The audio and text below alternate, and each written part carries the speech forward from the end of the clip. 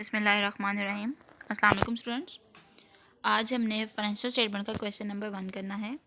वो चैप्टर जो हम लोगों ने छुट्टियों से पहले स्टार्ट किया था, उसमें हमने मटेरियल, लेबर और एफर्ट्स के बारे में पढ़ा था और इसके अलावा हमने इसका फॉर्मेट सीखा था। फॉर्मेट सीखने के बाद अब उसी फॉर्मेट के मुताबिक हमने ये सारे क्वेश्चंस करने हैं। आप लोगों ने वो पूरा का पूरा जो फॉर्मेट है उसे याद कर लेना है अच्छे से, ताकि आप लोग क्वेश्चन भी आसानी से जो है वो कर सको। जी, क्वेश्चन है हमारा, इधर लिखा हुआ है cost of goods manufacture and sold statement, यानी कि हमने मैन्युफैक्चर और सोल्ड स्टेटमेंट बनानी है। Alhadi industries purchase raw material worth ₹2,40,000। अब ये जो मटेरियल है ये ख़रीदा गया है, ठीक है, एंड इनकर्स डायरेक्ट लेबर, और इसमें डायरेक्ट लेबर लगी है 1,50,000। यानी मटेरियल हम लोगों ने बनाने के लिए जो ख़रीदा है, चीज़ें बनाने के लिए जो मटेरियल ख़रीदा है वो लिया है 2,40,000 का, और डायरेक्ट लेबर हम लोगों ने 1,50,000 की लगाई है। During the year ended December 31st 20, factory overhead is applied to production at the rate of 70% of direct labor cost। जी बच्चों, यहाँ पे फैक्ट्री ओवरहेड्स यानी कि जो फैक्ट्री के अखराजात है वो नहीं बताए कि कितने हुए हैं, लेकिन एक हिंट दे दिया है। वो हिंट क्या है कि हमारा जो अप्लाइड रेट है वो है 75% ऑफ डायरेक्ट लेबर।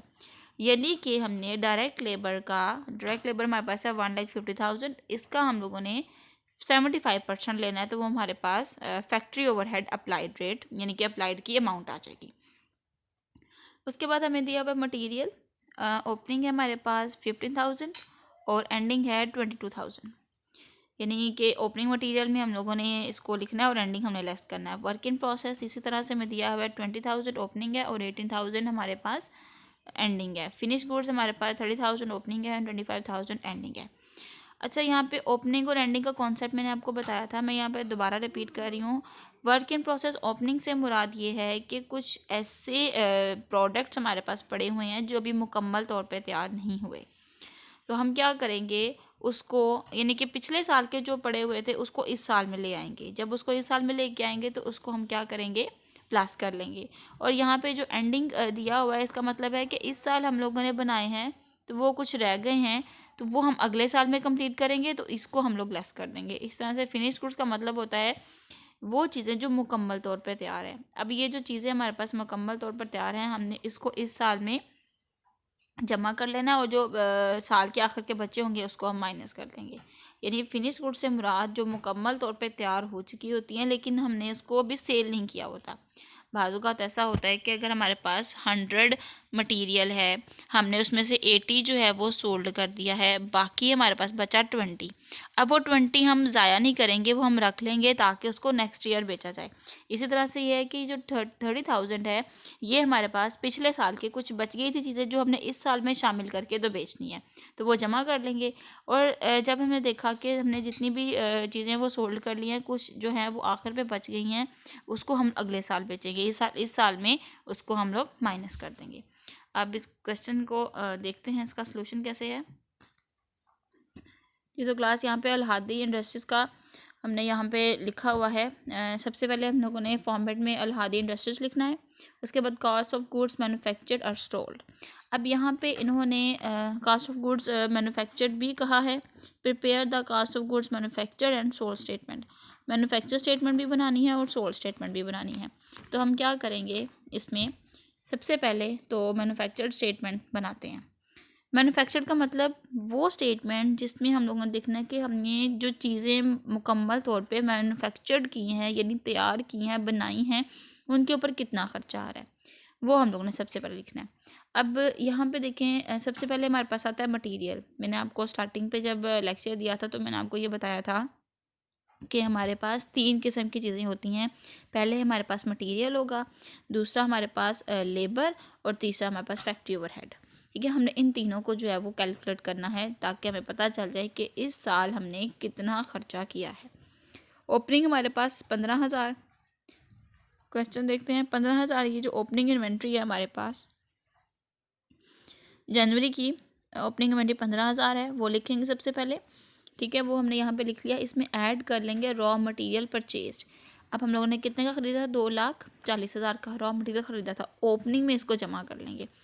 इसका मतलब ये है कि पिछले साल का कुछ मटेरियल हमारे पास पड़ा हुआ था, वो हमने जो है वो यूज़ करने लगे, तो पता लगा कि 15,000 का मटेरियल हमारे पास कम है, हमें मज़ीद ख़रीदना पड़ेगा। तो वो हम मज़ीद ख़रीदेंगे, तो दोनों को हम आपस में जमा कर लेंगे। 15,000 में 2,24,000 को, 2,40,000 को हम जमा कर लेंगे। ठीक है, जमा किया हमने तो हमारे पास आ गया 2,55,000। इसको साथ साथ हम कैलकुलेट भी कर लेते हैं ताकि आप लोगों को समझ भी आती जाए। इसमें हम क्या करेंगे, 15,000 में जमा कर लेंगे 2,40,000, तो हमारे पास आ जाएगा 2,55,000। ठीक है, वो हमने यहाँ पे लिख लिया। उसके बाद हमारे पास आता है लेस एंडिंग इन्वेंट्री। अब हमने एंडिंग इन्वेंट्री से मुराद क्या होता है कि हमने पूरा साल चीज़ को बनाने के बाद हमने देखा कि 22,000 का मटेरियल साल के आखिर पे बच गया। इसके आसान एग्जांपल ये ले लेते हैं हम कि जब भी हम एक दिन खाना बनाते हैं तो रात को जो है वो खाना बच जाता है, तो हम उसको वेस्ट नहीं करते, हम उसको रख लेते हैं ताकि उसको नेक्स्ट डे में यूज़ किया जा सके। इसी तरह से हमने मटेरियल को जब यूज़ किया तो हमने ये देखा कि साल के आखिर पे इतना मटेरियल बच गया, अब हम इसको ज़ाया नहीं करेंगे, इसको हम नेक्स्ट ईयर के लिए यूज़ करने के लिए रख लेंगे। अब देखा जाए तो इस साल में इस मटेरियल की कॉस्ट नहीं लगी, तो हम क्या कर लेंगे, इस मटेरियल की कॉस्ट को माइनस कर लेंगे। तो एंडिंग इन्वेंट्री हमारे पास जो है वो यहाँ से माइनस हो जाएगी। माइनस करेंगे तो हमारे पास आ जाएगा 2,55,000 में से 22,000 हमने माइनस किया तो 2,33,000 हमारे पास आ गया। ठीक है, अब यहाँ पे हमने इसको लिख लिया। एंडिंग इन्वेंट्री हमारी लेस इसलिए होगी, जैसे कि मैंने आपको बता दिया है कि इस साल में इसका मटेरियल हम लोगों ने यूज़ नहीं किया। तो ये बात याद रखिएगा कि जिस साल में जितनी जितनी चीज़ इस्तेमाल होगी उन चीज़ों को प्लस किया जाएगा और जितनी जितनी चीज़ें साल के आखिर में बच जाएंगी उसको माइनस किया जाएगा। अब यहाँ पे 20,000 का मटेरियल साल के आखिर में माइनस होगा। अब माइनस करने से हमारे पास जो ये वैल्यू आई है रॉ मटेरियल यूज्ड की, इसका मतलब ये है कि इतने का मटेरियल जो है वो इस साल में यूज़ हुआ है। नेक्स्ट हमने अब क्या करना है, नेक्स्ट हमने लेबर दे दिया 1,50,000, तो 1,50,000 हम लेबर यहाँ पे लिखेंगे।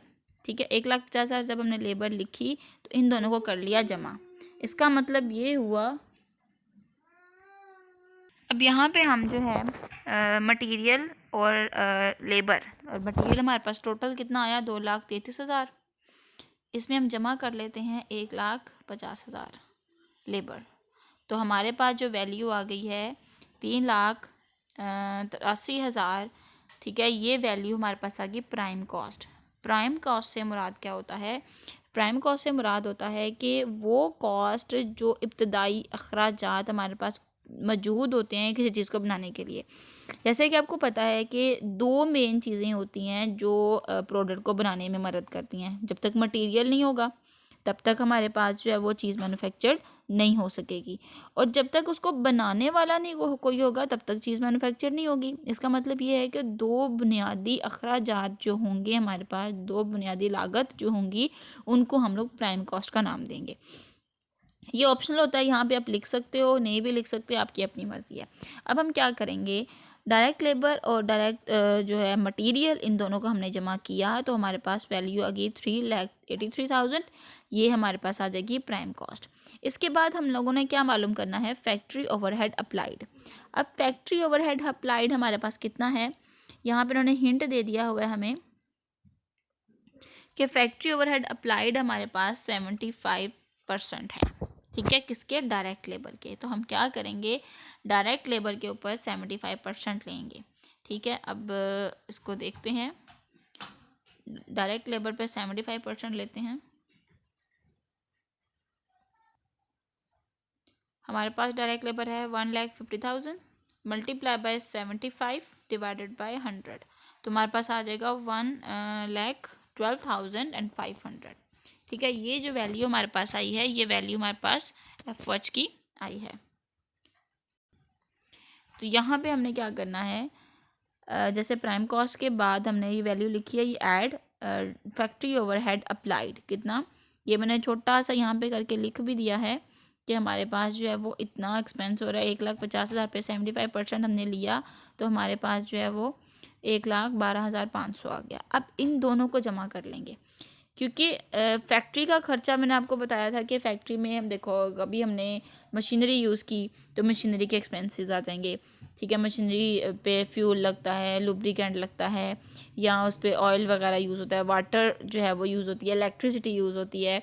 इसके अलावा इनडायरेक्ट मटेरियल भी इसमें यूज़ होता है, इनडायरेक्ट लेबर यूज़ होती है, कुछ ऑफिस के अखराजात होते हैं, कुछ फैक्ट्री में जो है वो, यानी ऑफिस के अखराजात नहीं इसमें आएंगे, सिर्फ फैक्ट्री के अखराजात आएंगे, क्योंकि ऑफिस के अखराजात को हम जो है वो इनकम स्टेटमेंट यानी कि ऑपरेटिंग एक्सपेंस में डील करेंगे, वो इसमें हम नहीं लिखेंगे। इसमें हम फैक्ट्री के जितने भी अखराजात हैं, बिजली का बिल, पानी का बिल, या अगर कोई मशीनरी ख़राब हो गई है, वो सब कुछ जो है वो इसमें आएगा। तो यहाँ पे एफएच अप्लाइड लिख दिया हुआ है। अब एफर्ट अप्लाइड से मुराद ये होता है कि हमें एग्जैक्टली पता नहीं होता कि ख़र्चा कितना आएगा फैक्ट्री में। मतलब कि हम यहाँ पे ये कहते हैं कि लेबर, अब लेट्स सपोज कि अगर हमने 100 चीज़ें मैन्युफैक्चर करनी है, ठीक है, 100 चीज़ें मैन्युफैक्चर करने पे हमें पता लग रहा है कि इसके ऊपर जो है वो 1000 रुपये का मटेरियल लगना है, ठीक है। यहाँ पे मैं आपको प्रॉपर वे पे समझाती हूँ। लेट्स सपोज कि अगर 100 हमारे पास प्रोडक्ट्स हमने बनानी है चीज़ें, तो 100 चीज़ें बनाने के लिए हमारे पास मटेरियल लग रहा है 1000 रुपये का। मतलब कि कह सकते हैं अगर हमने 100 चेयर्स बनानी है तो उसमें हमने जो लकड़ी ख़रीदनी है वो 1000 रुपये की आ रही है, ठीक हो गया। अब हमें ये एग्जैक्टली प्राइस पता लग गई, हम 1000 रुपये की जाके लकड़ी ले आएंगे। अब हमें पता है कि जी अगर एक कुर्सी को जो है वो, 2 कुर्सियों को अगर एक जो है वो कारपेंटर बना लेता है तो हमें 50 लोगों की ज़रूरत पड़ेगी। तो हर बंदा जो है वो 20 रुपये अगर एक जो है वो क्या कहते हैं कुर्सी बनाने के ले रहा है, तो 50 को 20 से ज़रब दे देंगे तो हमारे पास 1000 आ जाएगा। मतलब कि हमें इतना कंफर्म हो गया है कि हमारे पास मटेरियल भी 1000 है, हमारे पास जो है वो लेबर भी 1000 है। तो हमें पता चल गया अभी 2000 हमारे पास मटेरियल और लेबर का लगेगा। लेकिन हमें फैक्ट्री का एक्सपेंस नहीं पता चलता।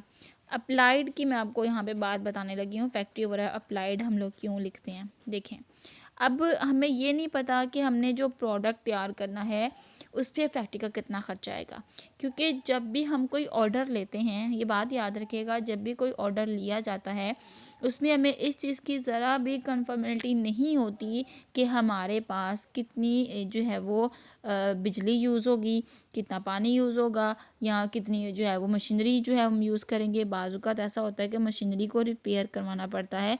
अब ये हमें ये नहीं पता कि मशीनरी ख़राब हो सकती है या नहीं हो सकती, या हमें बिल्स का नहीं पता कि बिल्स कितने आएंगे, या हमें तो अप्लाइड एफर्ट्स यानी कि जो फैक्ट्री के जितने भी एक्सपेंसेस हैं, फैक्ट्री ओवरहेड, वो एग्जैक्टली हमें नहीं पता होता। तो हम खुद से अंदाज़ा लगा लेते हैं कि जी इतने एक्सपेंसेस हो सकते हैं। तो जो खुद से अंदाज़ा लगाया जाता है उनको अप्लाइड कहा जाता है। तो जितने भी एफर्ट्स में हम लोगों ने ख़र्चों को देखना है, उसमें हम लोगों ने जो एक्चुअल असल में जो होते हैं वो तो हमें बाद में पता चलता है कि हमारे पास कितने के खर्चे हो रहे हैं।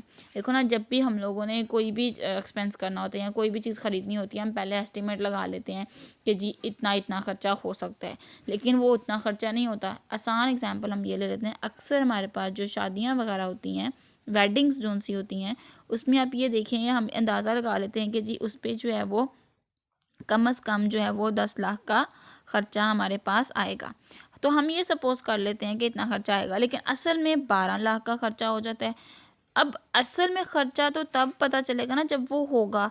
तो एक्चुअल एफर्ट्स जो हैं वो हमने बाद में देखने होते हैं। तो पहले हम जो अंदाज़ा लगाते हैं, जैसे कि हमने यहाँ पे अंदाज़ा लगाया कि 10,000 ख़र्चा होगा, ये हम सॉरी 10 लाख ख़र्चा होगा, तो ये ख़र्चा हमारे पास अप्लाइड कहलाएगा।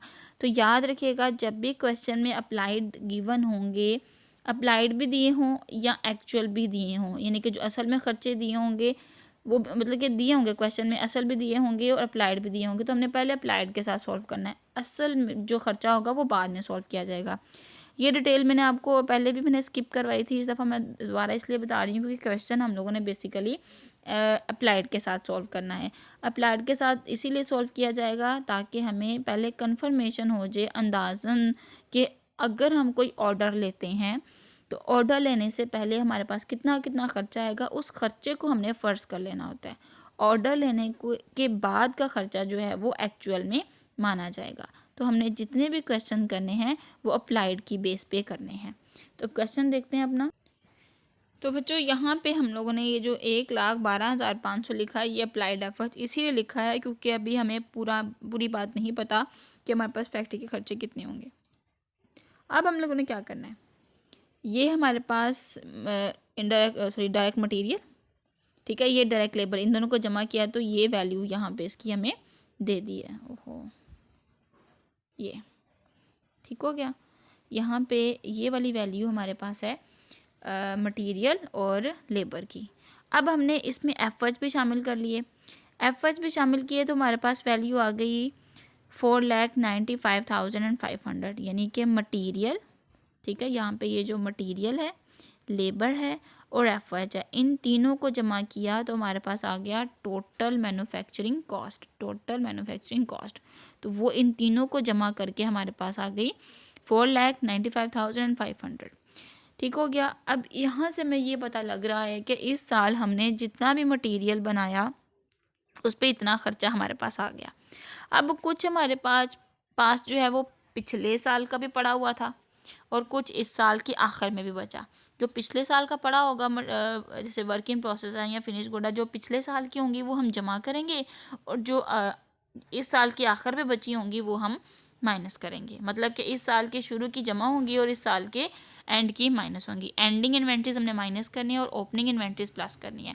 तो यहाँ पे हमारे पास वर्क इन प्रोसेस की जो है वो ओपनिंग इन्वेंट्री है 20,000, ठीक है, यहाँ पे ये 20,000 दिया, ये जमा कर देंगे। जमा किया तो हमारे पास आ गया 51,550, ठीक हो गया। इसी तरह से हम लोगों ने क्या किया, एंडिंग इसमें से माइनस किया तो 18,000 माइनस किया तो हमारे पास आ गया 7,500, ठीक है। ये हमारे पास आ गई कॉस्ट ऑफ गुड्स मैन्युफैक्चर्ड। तो क्वेश्चन इन्होंने बेसिकली यहाँ पे दिया था कॉस्ट ऑफ गुड मैन्युफैक्चर्ड और सोल्ड बनाने के लिए। तो अभी हमारे पास जो आंसर है सिर्फ सोल्ड का दिया हुआ है, तो हम सोल्ड का आंसर अगर हमारे पास सही आ गया तो उसका मतलब हमारा बिल्कुल ठीक है। मैन्युफैक्चर्ड का आंसर उन्होंने नहीं दिया हुआ, ठीक है। अब हमने क्या करना है, ये जो वैल्यू हमारे पास 7,500 आई है, इसमें हम लोगों ने फिनिश गुड्स को जमा कर लेना है। तो उसको भी एक दफ़ा देख लेते हैं हम। हमारे पास फिनिश गुड्स की वैल्यू कितनी है, पहले इसको कर लेते हैं 49,7500, इसमें हम प्लस कर लेंगे 30,000, तो हमारे पास आ गया 5,27,500, वो यहाँ पे लिखा हुआ है इस जगह पे। अब इसमें हमने एंडिंग इन्वेंट्री जो है वो माइनस कर देनी है 25,000, तो 25,000 माइनस करने से हमारे पास आ गया 5,02,500, ठीक है। ये वैल्यू हमारे पास आ गई कॉस्ट ऑफ गुड्स सोल्ड की। तो ये प्रॉपर वे पे हमारा क्वेश्चन है।